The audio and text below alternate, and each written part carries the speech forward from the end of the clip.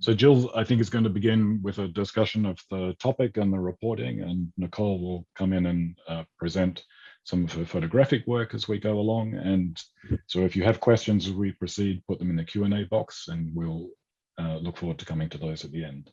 Jill. Great.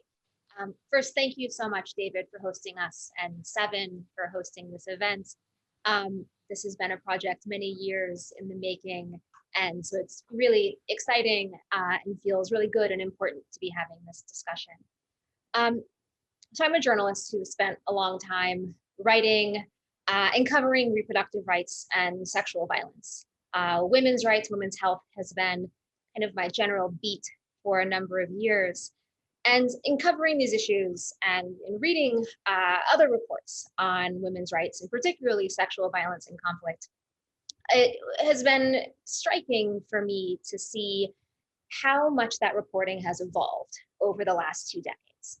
That sexual violence is now covered in major newspapers. That wasn't necessarily the case even 25 or 30 years ago.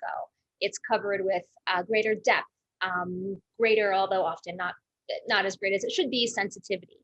And in nearly every conflict now, we do see reporters covering the question of sexual assault. What's missing, though, often from those stories and from the conversation is what happens after. So we may read a story about a woman becoming pregnant when she doesn't want to be because of rape in conflict. What we don't hear about is why that woman can't legally, safely end that pregnancy if that's what she wants. So this question had been kind of tooling around in my mind for years. We know that rape is endemic in conflict. We know that women become pregnant when they are raped in conflict. So why is it that women who are pregnant from rape can't get safe abortions? So talking with Nichole, in both of our reporting, this is something that we've seen over and over. And so we decided to work together on a topic that sought to answer that question. And so where we started was looking at the legal and policy landscape and talking to various experts who work on this issue to try to figure out, is there some obvious answer to this question that we're missing? And the answer was no. There isn't really a great answer to the question of why women raped in conflict can't access safe abortions. Some of the most obvious potential answers didn't really stick upon further examination. So there's this often built-in assumption that abortions must be logistically challenging to offer women, particularly in refugee settings. And that's just not true. Abortion at this point is typically done via pill.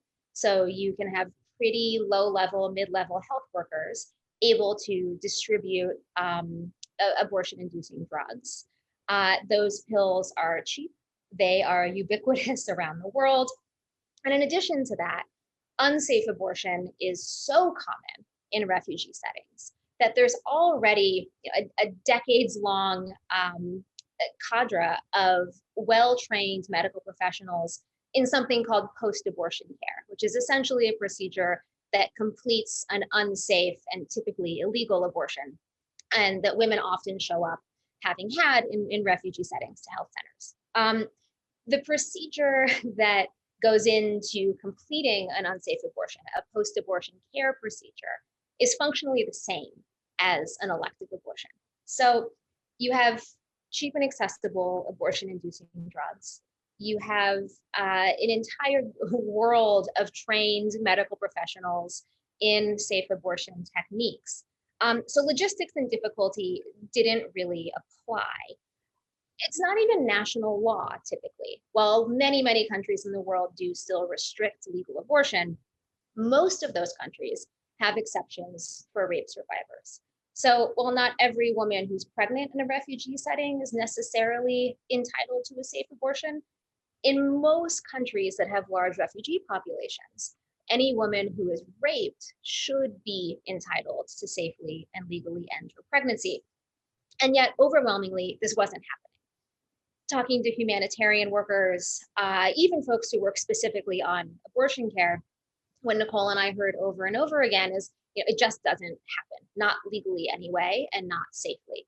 Women still have abortions in refugee settings, women still have abortions in conflict settings, but those abortions are overwhelmingly clandestine. Many of them are extremely dangerous. And there's pretty good reason to believe that women in refugee settings have higher rates of maternal mortality and serious injury from unsafe abortion, because safe procedures have historically been so unavailable and so hard to get. So when researching these questions, what it really came down to wasn't logistics, it wasn't ability, it was will.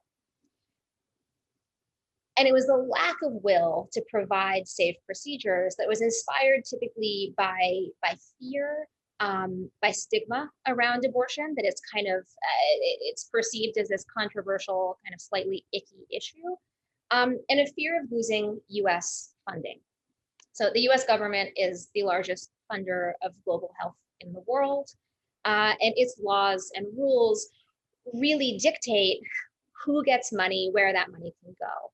And there are two kind of parallel rules that dictate reproductive health funding and that really shape the lack of funding for safe abortion. The first one you may have heard of is called the Global Gag Rule. The Global Gag Rule is put in place by Republican presidents, immediately rescinded by Democratic ones. And that's been the case since Reagan was in office in the 1980s. And that rule cuts off US funding to any organization that promotes abortion rights with its own dollars, that performs abortion with its own dollars, or that refers women to safe, to health providers that provide safe abortions elsewhere. So if an organization does that, and it's a foreign organization, the US government under the Global Gag Rule will cut off money. So that happens under Republican presidents. It ceases to happen under Democratic presidents. But even under Democratic presidents, zero US aid dollars pay for safe abortions, including for rape survivors. And that's because of a law called the Helms Amendment. And Helms was put into place in the wake of the Roe v. Wade decision that legalized abortion nationally in the United States. And Helms essentially says that no US foreign aid money can be spent on, the phrasing in Helms is abortion as a method of family planning. That's been interpreted as a total bar on US funding of abortions overseas. One thing that women's rights advocates have been trying to argue is that Helms shouldn't be a bar on abortions for reasons other than family planning. So for example, abortions because a woman was raped in conflict, abortions because a woman's life or her health is threatened by a pregnancy. But again, largely because of lack of political will, no Democratic president has ever clarified the Helms Amendment. It's something there is currently a push to get Joe Biden to do. And on the ground, typically, organizations that receive US dollars are fearful of losing that money, and so they comply, which means that safe abortion is nearly totally off limits to women in refugee settings, even if they're sexual violence survivors. So that's the kind of broad policy landscape that we were walking into. In actually reporting the story, Nikki and I really wanted to make sure we were doing two things, that we were telling a fundamentally human story that was grounded in what women experienced and that could really show a reader and a viewer the tremendous personal and human cost of these policies, but also a story that wasn't just about kind of individual suffering, but instead a story that was about power and a story that was about who was making the decisions very, very far away from the people those decisions impacted. How is it that millions of women who have no right to vote in a US election, who have no ability to determine America's laws and policies, were seeing their lives and their futures indelibly shaped by decisions made by mostly, but not all men, in places like Washington, DC. So we reported the story from 6 different conflict zones across 4 countries. One of those was Uganda, where we reported from several different refugee settings, hosting refugees from the Democratic Republic of Congo and from South Sudan.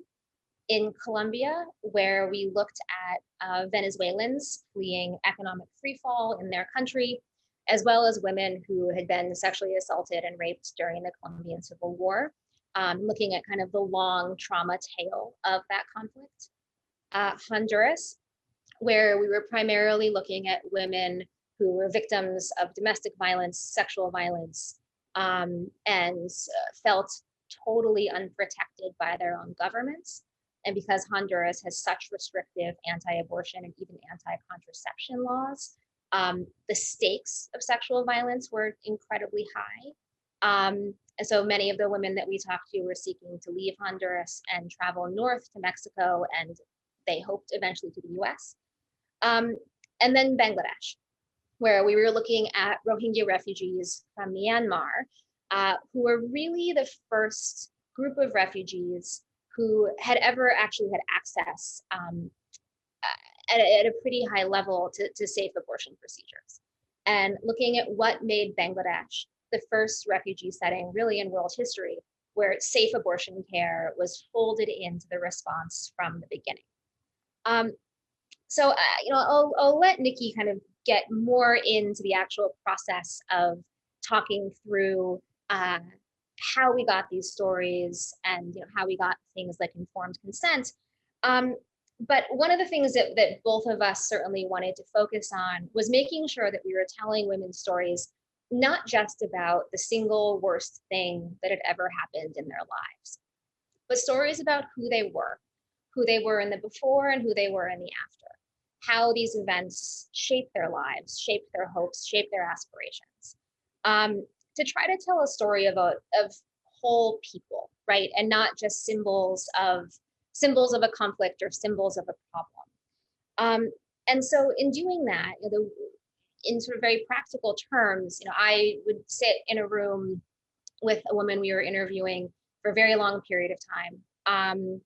The interviews would last kind of as long as they needed. And I tended to be less focused on, the event itself, the assault itself, and more on trying to get the story of this woman's history and how these events shape the trajectory of her life. To then connect that back to how US policy, words written on paper, can completely change a human being's trajectory.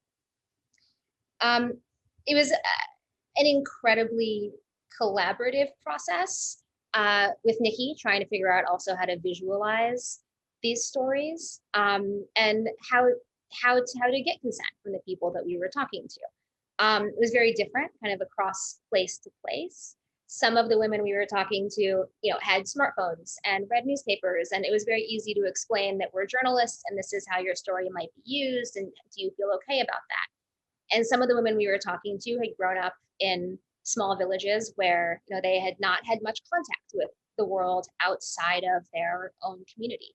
And so trying to figure out how to explain what it means to have your name and potentially your face on the internet was a real challenge, and something that Nichole and I spent a lot of time discussing with each other, with other folks who, whose judgment we trusted on these questions, to make sure that in the process of reporting this story, we were being accountable to the people who were very bravely and often at pretty significant personal risk sitting down and talking to us.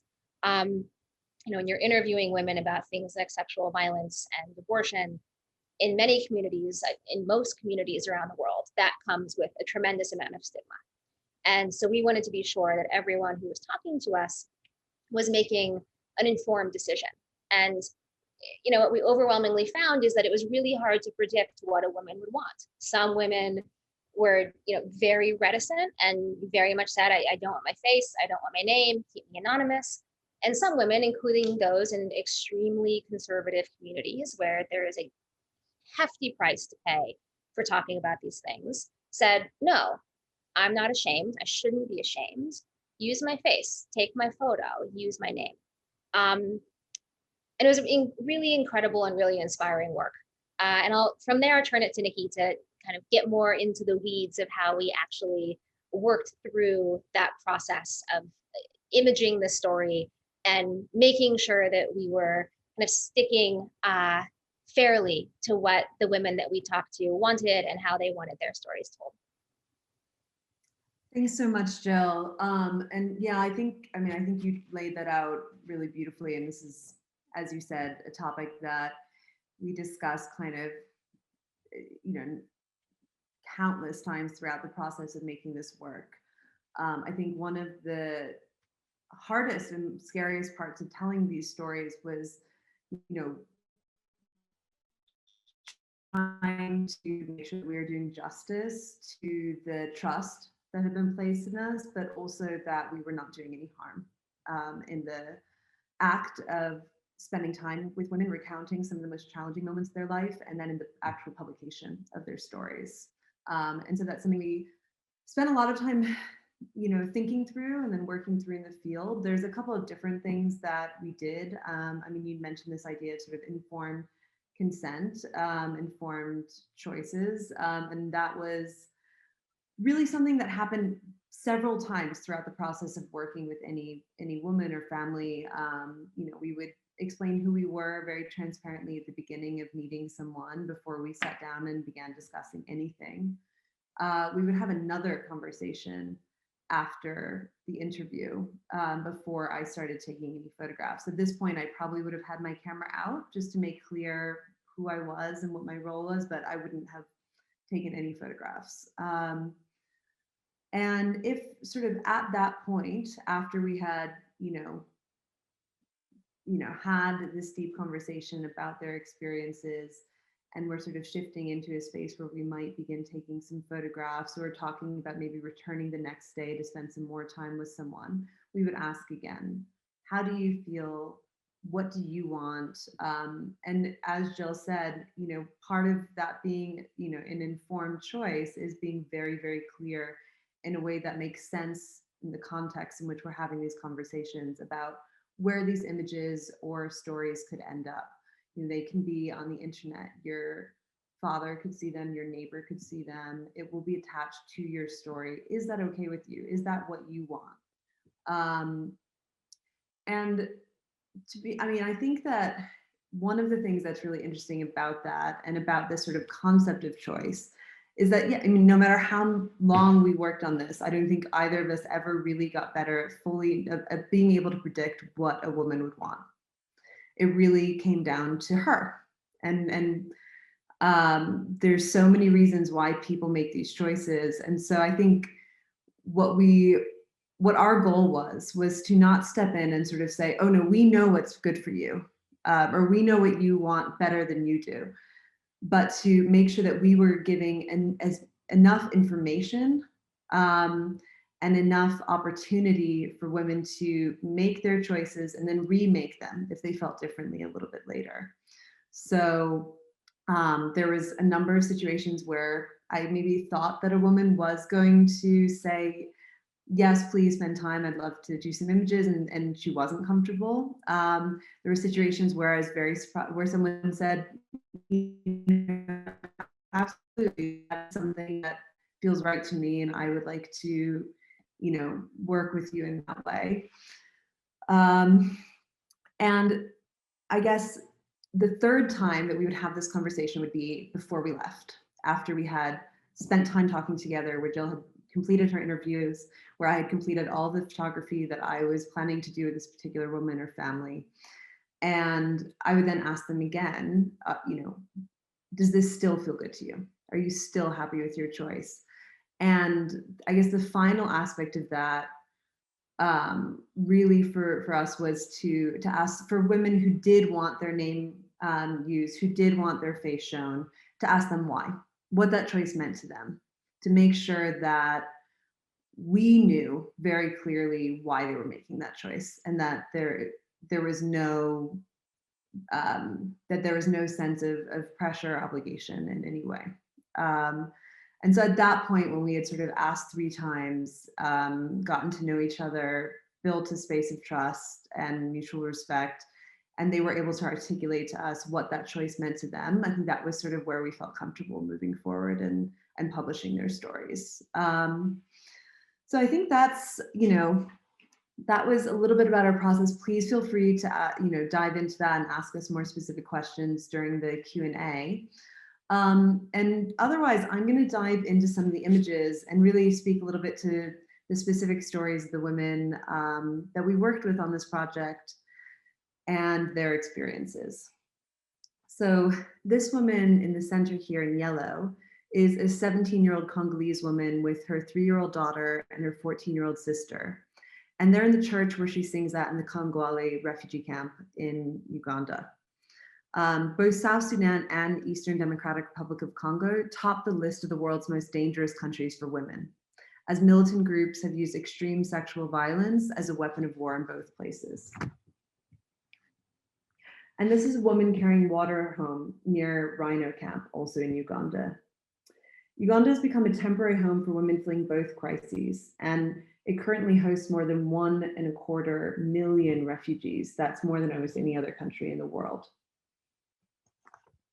Here, newly arrived refugees from the DRC line up as they wait for transport to the Kangwale settlement. At this point in their journey, they've reached some form of security, but abortion in Uganda is almost entirely illegal, leaving women who find themselves pregnant from rape with very few safe options. This is Anita, a 25-year-old South Sudanese refugee who's self-induced an abortion using a bitter root a neighbor offered her that can be pounded, mixed with water, and drunk to induce a miscarriage. After drinking the concoction, Anita told Jill that she wanted to die. Luckily, after falling ill, she was taken to a hospital outside of the refugee camp where she received treatment and survived. This is a 15-year-old girl who was raped at school and impregnated, and she had traveled close to 2 hours to a clinic that would help her to safely complete an abortion. The lights went out in the middle of the procedure, and they were able to continue using only window light and a battery-powered flashlight. And here, the same young woman dresses after the procedure is completed. A young girl's dress dries on the line in Bidi Bidi refugee camp. And before I move on to talk about Honduras, which is one of the other countries where we reported, I wanted to share some numbers with you that Jill collected for her piece. Worldwide, 61% of unplanned pregnancies end in abortion, and unsafe abortions cause an estimated 13% of pregnancy-related deaths. Every year, mothers who die from unsafe abortion leave behind some 220,000 children. Another 5 million women worldwide are hospitalized annually due to complications from unsafe abortion. This is a phenomenon restricted almost exclusively to developing countries that limit abortion access. In my opinion, we have to stop seeing this topic as something political or stigmatized and recognize that this is an issue of access to healthcare. It's a basic human right and one that's regularly denied to women all around the world.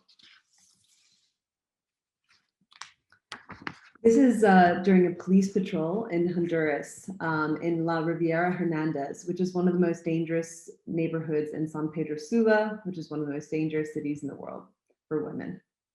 There are just 50 police officers to watch over 189 neighborhoods here, and well-known gangs like the 18th Street and MS-13 operate freely. The girl in this image is 12 years old and just weeks away from giving birth to a baby after being raped by a family member of her mom's boyfriend. Violence against women and girls is endemic in Central America, and in Honduras, it has a particularly high cost. Emergency contraception is outlawed, so rape survivors can't prevent pregnancy. Abortion is criminalized in all cases, and women who end pregnancies can face up to a decade in prison. This portrait was made in Choloma, which is one of the most dangerous cities for women in the world. It was really hard for me to actually understand what that meant until we spent time with this young woman. She told us about her sister, who is beautiful and tall, about discovering how she'd been murdered on a TV segment she was watching, about being too young to remember when her stepfather began abusing her. The children forced by a country's draconian abortion laws. The stranger who abducted her on her way to work. She told us about how recently she'd asked her son what he was praying for, and he answered, "For all the sadness to leave your heart." And this is a portrait of Deborah Castillo outside her home in Corzo, 6 months after she miscarried twins. Her family buried the children in a nearby cemetery while she was still in the hospital, but she goes to visit them sometimes. For a while, I feel like they're with me, she told us. Several of Castillo's cousins have migrated to the United States, and it's a future she's considering for herself. A pregnant woman is drawn on a wall outside the bedroom of Alma, not her real name, a 22-year-old living near Tegucigalpa.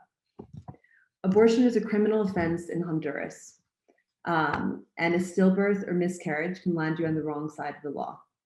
Alma had been charged with ending her pregnancy, even though she said she didn't even know she was pregnant before she had the stillborn. For some, the answer to violence is simple. They have to leave. Here, families raced to a bus terminal in San Pedro Sula after news of a new migrant caravan had spread. When exhausted families, mothers toting babies and young women traveling alone arrive at the southern border of the United States, it's not just gang violence or criminality in general they're fleeing. It's also men who beat, assault, rape, and sometimes kill women and girls, law enforcement that does little to curtail them, and laws that deny many women who do survive the chance to retake control and steer their own lives. Posters pasted around downtown Tegucigalpa read, "Yo no quiero ser violada," or "I don't want to be raped." Police patrol the streets of La Riviera Hernandez. As of 2015, Honduras ranked among a tiny group of nations, including war-wracked Syria and Afghanistan, with the highest rates of violence against women. Murder remains the second leading cause of death for women of childbearing age. Another police patrol, this time along a river in El Moro, where the bodies of 2 women were found in January 2019. Their bodies showed signs of torture. 9 out of 10 murders of women here never even make it to court. And this is a series I made on the tools of abortion, tools which largely depend on access and the freedom to choose. They can be safe, efficient, or terrifyingly destructive. When the options are few, women find what's available to them. Holy water, the roots of a local tree, hot bricks, mifepristone mifeprostol, a coat hanger, the leaves of the Hyptis verticalia plant. And that brings us to Colombia. Here, a car's headlights project a man's shadow across a roadblock riddled with bullet holes and fundación. In Colombia, widespread availability to abortion-inducing drugs and the recent legalization of the procedure means abortion access looks much different for today's migrants from Venezuela than it did for many women displaced by civil war. Women like Silvana, who nap here with her grandson in their home in Riohacha. It's been 7 years since Silvana first spoke publicly about being raped by members of a guerrilla group who kidnapped and tortured her when she was a young woman. More than 15,000 Colombian women and girls were raped or otherwise sexually abused during the country's civil war. Many remain too terrified or ashamed to tell anyone. Silvana's son, Junior, relaxes with his girlfriend and siblings in the room they share after returning home from the hospital after harming himself. Even more than a decade later, the trauma Silvana experiences continues to reverberate down her family. Junior's girlfriend shows off a tattoo across her shoulder, looking for happiness and a promise of love. Migrants here cross the border into Cucuta, Colombia, the busiest border crossing between both countries. Each day, around 50,000 people enter Colombia through Cucuta, mostly Venezuelans in search of food, medicine, and medical treatment that's not available to them at home. Venezuelan migrants nap on the ground of a shelter known as the parking lot in Riohacha. Some come here legally, but most were undocumented, and female border crossers face particularly high rates of rape and sexual extortion. Some were pressed into sex work. Many found themselves pregnant, either from a long-time lack of contraception at home or from rape as they were leaving. And finally, Bangladesh. This is Oma in her home in the Thankali refugee camp, rocking her infant young son. Systemic rape was a central component of a campaign of ethnic cleansing against Myanmar's Rohingya minority, more than 1 million of whom fled to neighboring Bangladesh. Sexual violence was so prevalent. The first refugees arrived on Bangladeshi shores, humanitarian workers feared an epidemic of abandoned, murdered, or neglected babies. Here, a 26-year-old woman waits to receive an abortion in Kutub Kulong. The predictions made by aid workers did not come to pass. That was because for the very first time in a major crisis, comprehensive abortion care had been folded into the humanitarian response from the beginning. Given the option of a safe abortion, a great many women took it. Nur's aunt was raped alongside her daughter by a group of men who she believes were members of the Burmese military, and they both became pregnant. After fleeing to Bangladesh and learning about their options, they both chose to have abortions. Soyoda tears up in her kitchen. A sexual violence survivor, Soyoda realized she was pregnant after fleeing with her family to Bangladesh and had an abortion at a local hospital. To date, healthcare workers have provided more than 21,400 safe abortions and more than 7,800 post-abortive care treatments in the Cox's Bazar camps. While imperfect, Bangladesh remains the only example of a refugee context where choice was folded into policy. And amidst a growing global anti-abortion movement, a small ray of hope that women might one day live free of stigma and shame for making choices about their own bodies. Thank you. Thank you so much, Nichole and Jill, for that. That's a great presentation, both of the issue and also how the process of actually reporting on this, both through text and through the visuals. I've got quite a few questions. One of them is, are these stories that you've been working on, are they commissioned? Or are they something that you have to pitch to media outlets? And how have you funded the reporting, given that it's taken place over years? Yeah, that's been a pretty significant challenge in a variety of directions. One, it's very hard to get stories about abortion covered and funded.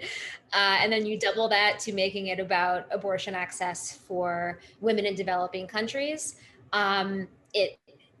It becomes even more challenging. So yes, we did have very, very generous support for these stories. We applied for a grant through the European Journalism Center, their Innovation in Development Reporting grant. And that gave us the funds to do the reporting from Uganda, Colombia, and Bangladesh. The Honduras story was supported by a grant from the IWMF, which enabled us to go there and do the reporting. And by the time we were doing this reporting, no, we didn't have any stories commissioned. We had interest from editors. We had reached out to a variety of publications, but there was nobody sending us to these places to do this story. So by the time the reporting was complete, then it became time to pitch these stories to a variety of places. So the Honduras story wound up in Politico and was the cover of their magazine, which felt great. It was sort of right at the heart of what was being called at the time the migrant crisis from Central America. Not phrasing that I love, but it was a topic very much in the news. And Nikki and I were trying to illustrate, well, what might be behind some of the choices of so many of these women to be coming to the U.S. And then the various pieces from Uganda, Colombia, and Bangladesh found homes at the New York Review of Books, Les Glorieuses, which is a French feminist publication, and Unheard, which is a UK web publication. So you managed to find a certain amount of appetite with editors once the story is done and someone else has funded it through grants, but not enough appetite that these publications have themselves sent you there or commissioned that work. I mean, do you feel that that's particular to your story, or is that sort of a general condition now for media? I think this is unfortunately an endemic reality of media today. Budgets are being slashed. Foreign reporting budgets in particular seem to be narrowing. And so it is a challenge. It's a challenge for every journalist I know, although obviously particularly the freelancers among us. And so I guess I would say, if folks are interested in these stories, some of the most important things you can do, are read them, share them, make it clear to the publications that publish them that there actually is reader interest. I mean, unfortunately, we live in a universe of metrics now, right?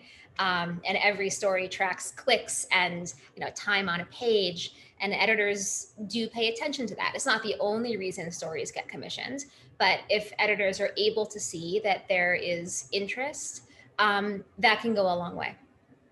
Yeah. Thinking about the role that each of you played in the reporting, one principally as a writer, one principally as a photographer. How did you think about the role of the images in the story? Were the images meant to simply illustrate the story, or were they meant to have other dimensions? Did the images do work more than illustration, or just illustration, do you think? Yeah, I mean, this is this is a concept that Jill initiated, but that we worked as partners on for years, alongside a very strong friendship. And so I think that really allowed us to have what I consider to be kind of the ideal partnership in a reporting environment like this, where you are each trying to use your medium to tell the fullest, most sensitive and respectful version of these stories, not simply to kind of mirror the other, but to work together to tell a more complete and nuanced, to communicate a more nuanced version of the lives of the women who we covered, the policy aspects. I mean, certainly there's, I think that there are things that I was able to do through my images in terms of evoking an emotion from, or showing what someone's life is like, or setting you in a place that were really critical to the final product. But there's so much that I wasn't able to do that I really, relied on Jill for, which was to kind of set these stories in context, to illuminate the policy dimensions, to, give readers who are engaging with us space to understand how they can, be an advocate and work for a different future. And so I think it really, it was the type of partnership that I really believe strongly in, and think it allows for the best possible storytelling.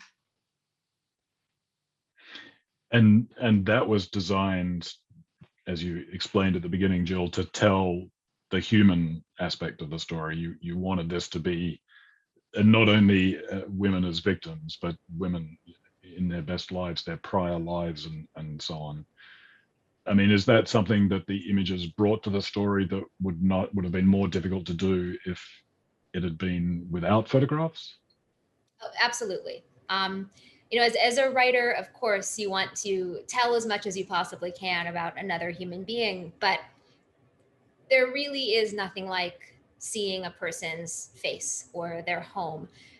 One of the images that's one of my favorites that Nichole took is the one of, it's a girl that we called Sophia, who was the pregnant 12-year-old in Honduras. And it's the one where she's, got the big belly and she's holding this little stuffed bunny. And the lead in the story I wrote, it talks about how, Sophia would whisper to her bunny at night, all of her fears. And her bunny was the only person she trusted to talk to. And, as a writer, you can paint that scene, and, it's a very compelling scene. But there's really nothing quite like then seeing the photograph of a little girl who's being forced to continue a pregnancy, clutching a stuffed bunny. I wish I could write that scene as well as that photograph captured it. So, as Nichole was saying, it's both about illustrating something, and perhaps that photo is one example of illustrating a dynamic I was writing about. But it's also about giving the reader an added level of depth, of seeing what a place is like. For example, with the abortion tools photos, giving the reader the ability to actually look at, oh, here's what the roots of this tree look like that women are inserting into their bodies. Here's what the brick looks like.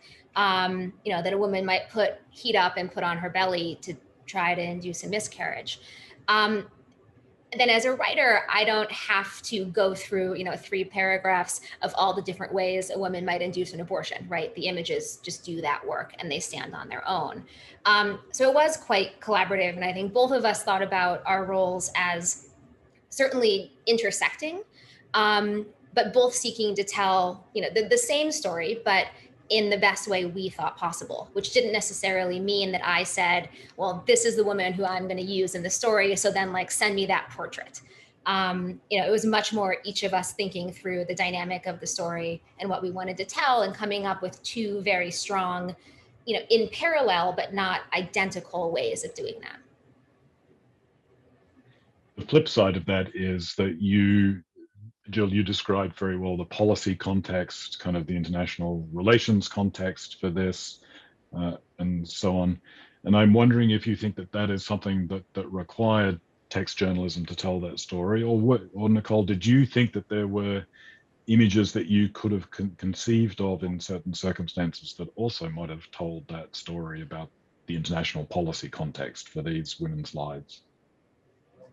Well, no, I don't think that the images could have conveyed that nearly as strongly or with the same level of nuance that Jill was, able to write about. I worked on this story with her for years, and I still learned so much reading her piece. But I guess where they intersect for me is this space of really bringing a greater level of awareness to the ways in which the policy decisions of someone very far away affect someone's daily life and the immediacy of that.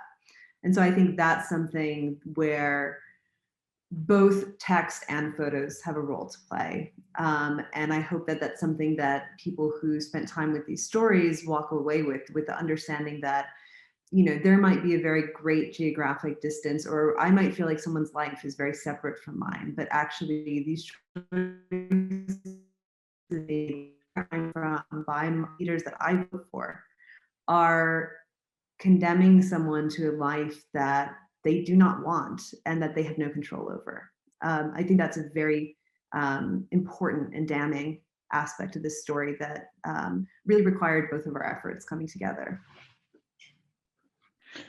We've got a question from Aki who says that it's incredibly hard to sit and listen to a lot of these stories of the situations that the women have faced.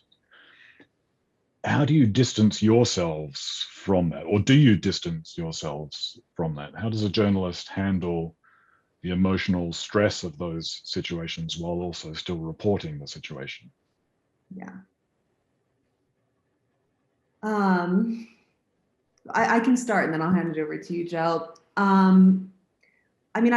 This was one of the most emotionally challenging stories I've ever worked on. And I felt very grateful to be doing it with someone who I both have such tremendous respect for, and also consider a good friend, because I think that we were able to lean on each other at different times in ways that felt really important.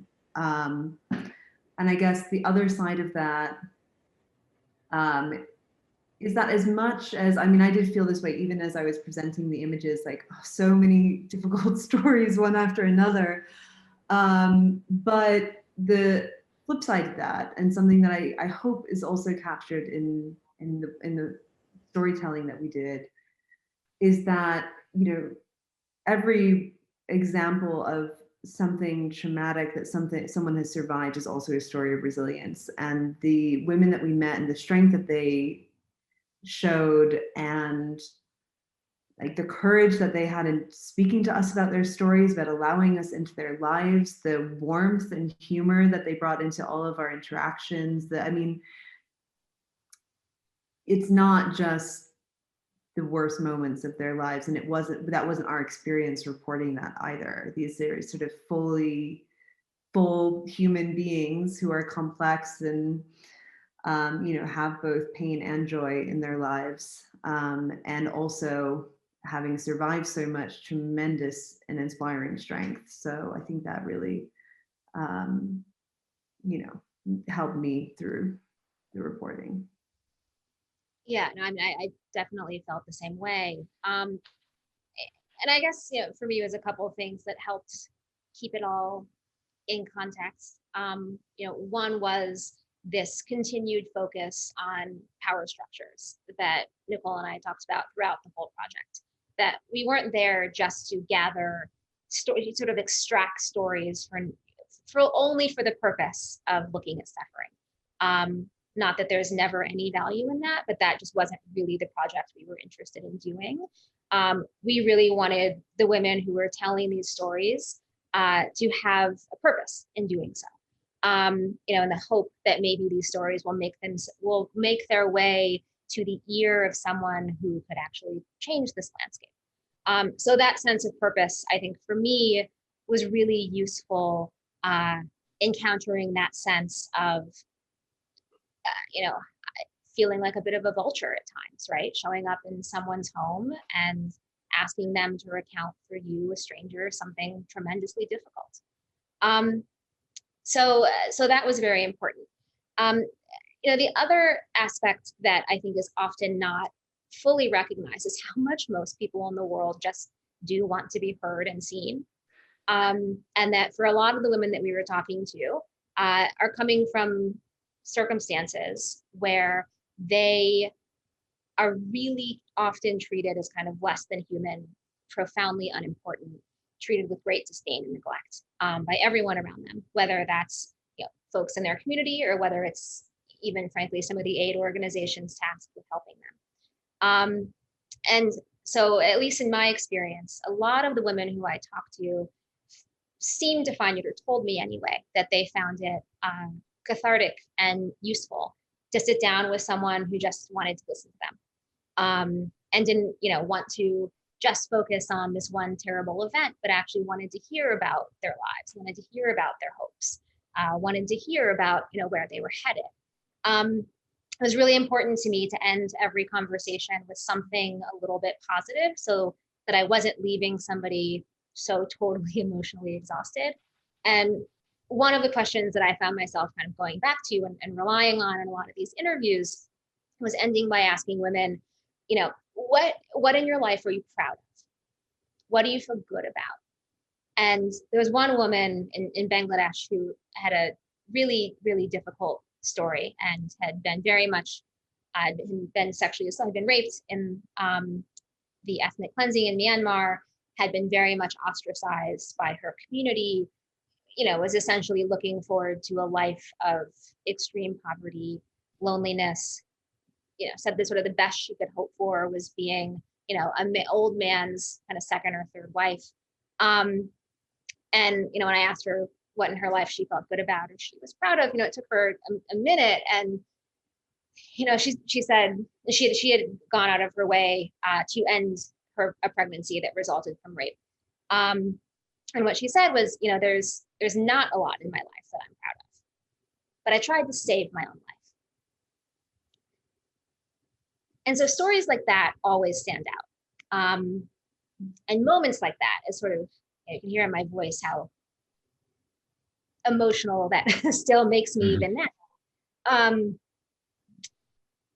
But I do think being able to have that exchange, to have a woman reflect back and say, you know what, I do have something to be proud of. I saved myself. I did this for myself, for my future, is both a powerful thing to witness and I hope a powerful thing for her to experience. Ria in the audience, as Nichole describes your photos as beautiful, but wonders if it's wrong to say that about the photos when they're on this sort of topic. How do you view the images, and how do you feel about if someone reacts and says, well, this is a beautiful image, when it's reporting this sort of story and this sort of circumstance? Yeah, I mean, I think it's a really great question. It's an important one. It's one that sort of runs throughout the history of photography. I mean, I think there's different answers. And to be honest, like the answers that I have for myself often change throughout the process of working on a story and throughout my career. I guess on one level, I feel like my goal here, what I'm trying to do is to get people to spend time with these stories, to listen to these women, to consider their lives, and to act in some way positively to try and change this situation. And I tend to believe that people are more likely to do that when they are engaged with an image. And so, you know, I think that that's part of it, just sort of bringing people in to do the work of considering these tough questions. I think that I'm trying to not only illustrate something, but to evoke an emotion, which often I think is a much more powerful prompt to change than a purely intellectual one. And beauty does play a role in that. I also think that, you know, beauty is such a vague term. I mean, other things that I guess I hope come across that might be that sort of fall into that category are, you know, strength, resilience, the sort of capacity to survive in extremely challenging circumstances. And so that is a form of beauty, but it's not necessarily as simplistic as, you know, beauty consider in a fashion magazine or something like that. So, you know, that's my goal, at least. One of the things that you both described very well was the process of getting informed consent and how it took quite a lot of time. It was something you posed questions at least 3 times. You would come back to those things and so on, make people aware of how the images were going to be used. And you were also surprised in that you couldn't predict always what the answer was going to be in some circumstances. Did anyone ever say no to you after going through that process? And did you get a sense of why they said no in those circumstances? I mean, I would say that we've sort of, you know, met with all different types of responses. One that stuck out, I think it's the only time where someone had sort of been comfortable and throughout the process, and then sort of before, you know, the third time that I mentioned, kind of as we were leaving, expressed some reservations, was a woman in Honduras who was in the midst of a criminal trial for a miscarriage that she had had that was perceived as an abortion. And I think she wanted to spend time with us and wanted to share her story, but sort of on further reflection felt like it might be risky for her to do that at that point in her trial. And so we, of course, understood that and let her know that, you know, those images would not be used. There would be nothing showing, you know, and then we had a deeper conversation about like, well, is it okay for your story to be used without your name, without your face, and had to sort of deeper conversation there. And I think in general, you know, I think that was the one that stood out where there was a sort of full reversal, but it was really, you know, it's a constant conversation. And I think we're just trying to create a comfortable space for someone to make the right choice for themselves. You know, I think we really were throughout this process trying to check ourselves as well, to sort of say, like, not every story is going to be publishable. Not every story is going to sort of make it into we just have to create a space where we are not applying any pressure, where we know if it's not the right choice for this person, if they're in a particular part of their healing process where it's not right to share your story, or where spending time with us could potentially be triggering or cause more harm, then we also need to know when to back off and when to let things go. And so I think, you know, some of that was being in communication with someone and allowing them to make their own choices. Some of it be intuitive and thoughtful about what someone else's experience might be, and just make sure that we weren't even subconsciously applying any undue pressure. And there are certainly moments, I mean, there was one interview in particular that stands out to me where it became very clear very early in the conversation that this woman was very, very not okay and was not far in her healing process, was having a really intense reaction to the conversation. And so I very nicely ended the interview. It was very clear in that moment, she was holding her knees and rocking back and forth. And I just thought to myself, like, there's no story that justifies me doing this to this person. So we're gonna, spend the next 20 minutes talking about her hobbies and very safe zone stuff, and thank her for her time, and not even get into the question of whether or not we can use her story, because this particular woman was really not getting any psychological support.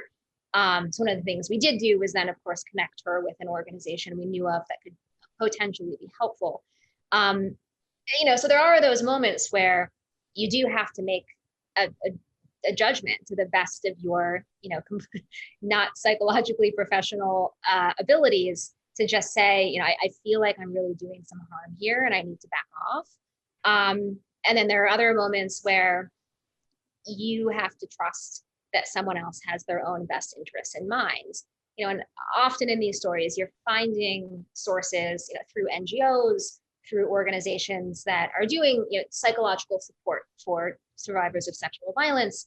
And that's a real strength, right? Because those organizations can help connect you with women that are a bit further along on the journey, that are comfortable. And then you have this kind of middle person, this mediator, who the woman knows and is comfortable with and can say, like, I don't want to tell this stranger no, but really I don't want, my picture taken, or I don't want my name in the story.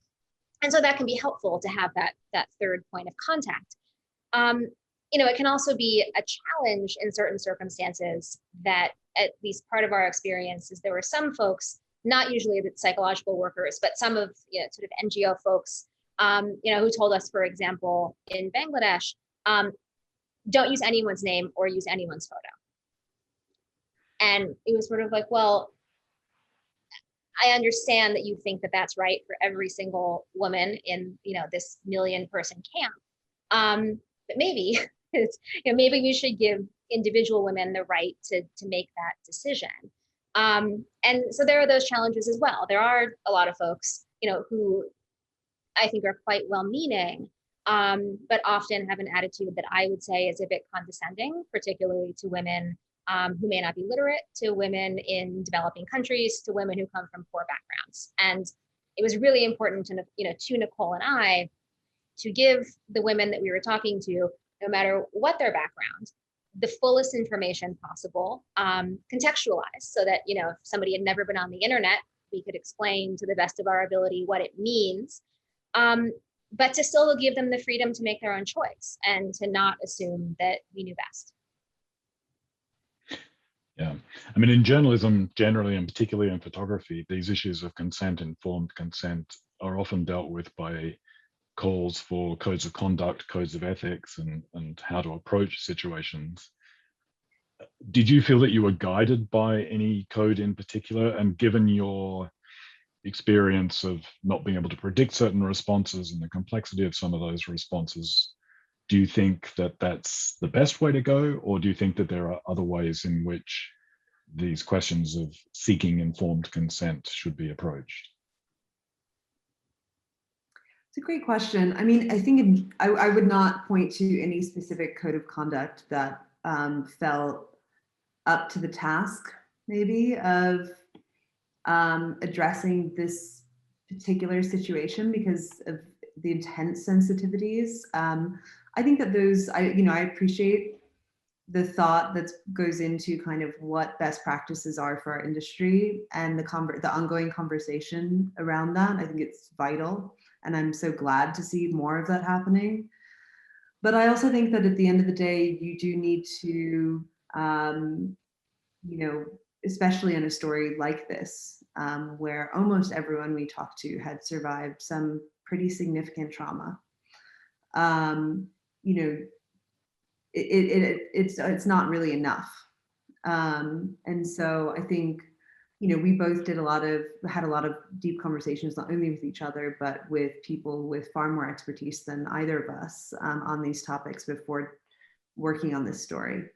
And we're continuously reevaluating throughout. And we had our sort of best practices that we had set for ourselves based on those conversations. But then, as Jill just rightly pointed out, you know, even in the moment, you're constantly reevaluating. And that's something that no sort of like 10 rules is going to tell you how to do. That to some degree, there is a gut level of just sort of, you know, one, foundationally knowing that your story is not worth causing harm to another person.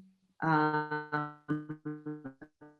doing your very best in the field to not do that, and to listen to the signals that people are giving you, and to know where something feels emboldening, cathartic, and healthy, and where something feels potentially destructive, and to back off in that case. I think it's a combination of doing a lot of deep thinking and preparation beforehand, but then really listening to your instinct in the field. Mm-hmm. Do you think there are issues or problems with you being journalists from outside the community that you're covering? So, and do you think, say, for example, in Bangladesh, would a Bangladeshi journalist have necessarily had a different viewpoint? Did you encounter any Bangladeshi journalists covering this issue in Bangladesh? And we could ask the same about the Sudan or Uganda and whatever. So how do you think about your position as being outside those communities? And did you see people from those communities themselves actually covering these stories? Yeah, so I think that's a sort of ongoing tension, right? That sort of insider-outsider question of journalism.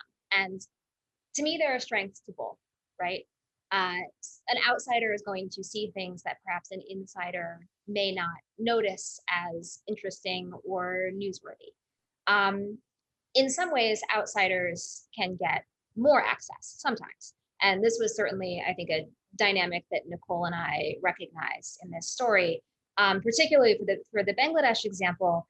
You know, the women that we were talking to were Rohingya refugees. They were coming from a pretty conservative community. And I at least got the sense, and you know, frankly, I think this was reinforced by a lot of folks in that community, that part of the reason women were willing to talk to us and tell us these stories is we weren't part of the community. We weren't people that were going to judge them. We weren't people that they had, you know, kind of any relation to, right? We were these sort of blank slate outsiders. So I do think that for this project, in some contexts, was really useful, that opening up about these really, really stigmatized issues can sometimes be easier to a total stranger and someone who, you know, is not a member of your in-group. You know, that said, of course, journalists from the inside, from the in-group, are going to understand the dynamics of those communities better, right? Are going to have an existing, richer, deeper knowledge. And you know, so these are sort of bigger questions about what journalism should be and what it should look like. But to me, the best model is kind of a both and model, right? And that the challenge, one of the critiques, you know, of foreign correspondence is that it is, you know, white Westerners coming into developing countries and then telling those stories. I mean, to me, the primary problem is the reciprocity, right? And making sure that folks kind of from all over the place have the ability to tell stories that are interesting and that are useful, whether those are stories from within their own communities or stories, you know, from communities that are outside. Yeah, I mean, just to kind of add on to that, I mean, yeah, I agree with what Jill said. I believe strongly in the, you know, not the either or, but the and model, where we just need stories from a far greater diversity of perspectives, and that has traditionally not been represented in our industry nearly as much as they should be. I mean, I look at what's happening in Texas right now, and to me, it's a great example of something that I want to be reported domestically, but I also hope there are a hell of a lot of international reporters from far, you know, a wide variety of geographies and perspectives that are also reporting on that, because it terrifies me, and I don't think that domestic coverage is enough or that it's unbiased. And so, as an American, I would hope that the international community of journalists would also take up that story. Also, just to say that, you know, in every single one of these places, we worked with an amazing community of local journalists and translators, without which we would never have been able to do this reporting. And in fact, I think because it was such a challenging story, and it kind of eliminated a lot of people that we might have worked with on a more general story, I don't know that I've ever worked with such a remarkable team. It was really, you know, like one of the great privileges of working on this project. And then there was something else I was going to say, but I forgot it, so I'll leave it at that. Well, we're coming towards the end of our time. There's still a minute or so if someone from the audience wants to drop in another question. But my kind of final question is about the purpose of the stories and impact. What do you hope the reporting will achieve? And have you seen evidence of it having an impact in some circles, being read in some circles, leading even to policy change in some circles? What sort of impact are you looking for, and what have you possibly seen? That actually reminded me of my point that I'd forgotten, and then I'm going to talk about the kind of long-term impact. But I do think that the one other element in this that I think we maybe brought to the story as outsiders was the ability to connect it back to American policy, and to really take that big picture look at not only what was happening to specific women on the ground in each country where we reported, but to really then take that big picture, you know, to pull it back and to look at the tremendously destructive impacts of US policy. And at that point, I will pass it on to you, Jill, but just to say that, you know, we have a new administration and a lot of things do seem to be a bit better, but it's not nearly enough. And we really need to see a much more demonstrative and proactive, you know, response to an issue that is affecting millions of women around the world. This is not a small issue. This is something that is dramatic and sweeping and affects women in almost every country around the world. And it's time to act. Yeah, so there are a few ways that can happen.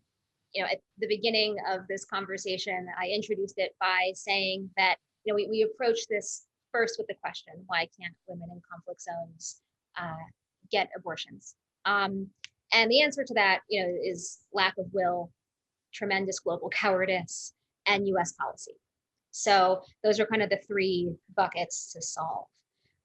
We've seen some uptick in will.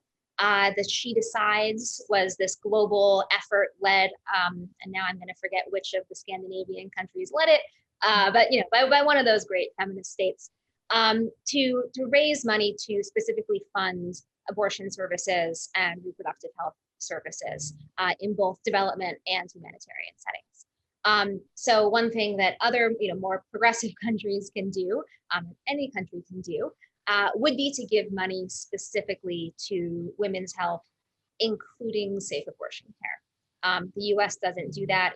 It's a tremendous funding gap. Humanitarian and development organizations can certainly be much braver on this point. A few of them are. Organizations like MSF are providing safe abortions all over the world. Organizations like IPAS are training abortion providers. So there are a handful of groups that are doing this work and that frankly refuse to comply with the US global gag rule, for example, when it's in place, and raise their money elsewhere.